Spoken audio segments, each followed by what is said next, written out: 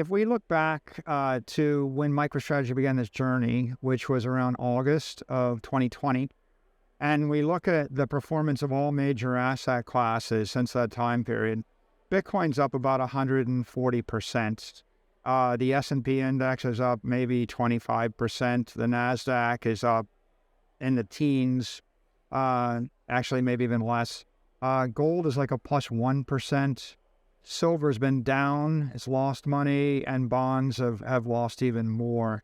So Bitcoin is the best performing asset since then. It is actually showing the promise of an inflation hedge and a store of value.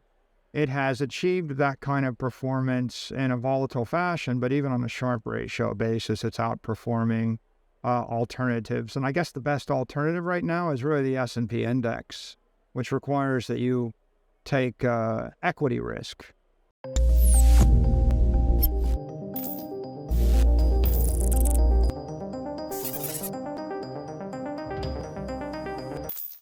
Crypto is beginning the Asia trading day well into the green after the White House announced that a deal to avert a debt ceiling crisis has been reached.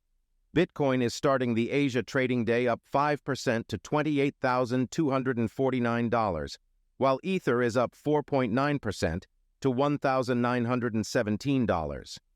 Overall, the CoinDesk Market Index, CMI, is up 4% to 1,209. Bitcoin is still down 2.8% during the past month as the looming debt ceiling crisis weighed heavily on the asset class. Hello and welcome to Money Talks. In today's video, Michael Saylor, executive chairman and co-founder of MicroStrategy, claims that Bitcoin's credibility has improved over the past year in the midst of crypto collapses and bank failures. He told that banks, nonprofits, and governments will eventually own Bitcoin. Claiming that he is a Bitcoin realist, Saylor also discussed Bitcoin's role as an inflation hedge and store of value, contrasting it against gold.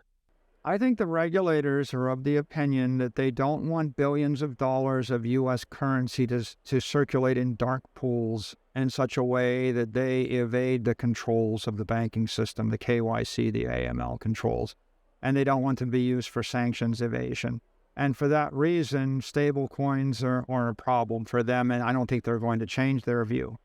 I think they've also decided that many, if not most, of the crypto tokens are securities, and they're unregistered securities being manipulated by the issuer in an unethical fashion, and they don't have full disclosure, and therefore they're violating securities laws.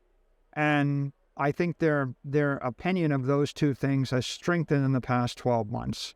I think the meltdown of FTX was a catalytic event that caused the regulators to decide that crypto exchanges, crypto securities, and cryptocurrencies that imitate the dollar are not really consistent with a stable world financial system, and they're going to take actions to shut that down everywhere in the world. I don't think anywhere in the world that's going to be tolerated. I think it's just a matter of time as to how long it'll take for that to be wound down.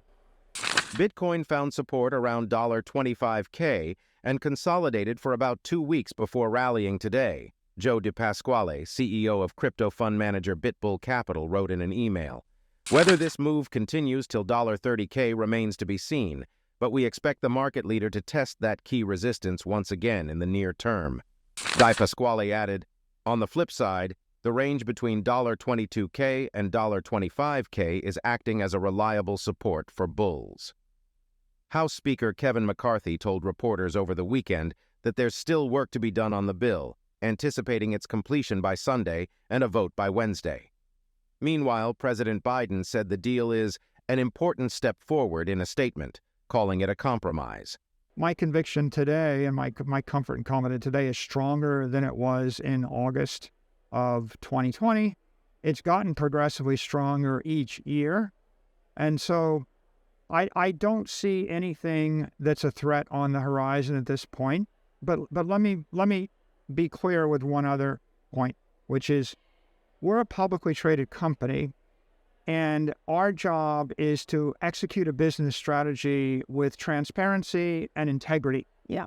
There are publicly traded companies that invest in oil fields, And there are other companies that invest in timber rights. And there are other companies that invest in commercial real estate.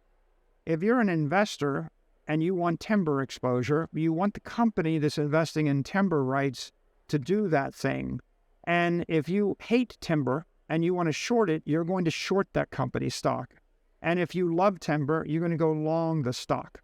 So MicroStrategy represents Bitcoin to a public company investor. And for people that are skeptical of Bitcoin, that have any number of fears, they think Dr. Evil will invent a quantum computer and hack Bitcoin. They will just short us. And our job is actually to be long Bitcoin so they can short us. And for companies that think that's silly and Bitcoin's going to the moon, they'll go long. But there are a lot of people that don't have an opinion whether it's going to go up or go down. They just want to sell the volatility. And they will literally trade the options. And there are some people that simply want to trade or arbitrage the convertible debt that we issued versus the equities versus our options versus Bitcoin options. And so the reason that MicroStrategy is meaningful and the reason there's so much interest in the company is we have a strategy that we're executing with integrity, with consistency, with transparency. On crypto Twitter, this excited the usual crowd, egged on by a tweet from Binance CEO Changpeng Zhao, who said the timing was interesting, considering Hong Kong's soon-to-be-enabled crypto regulatory framework on June 1st. But the reality is this white paper is more of China's existing policy of blockchain, not crypto. Web3 in China means an internet enhanced by artificial intelligence, blockchain, faster computing chips, and more resilient networks.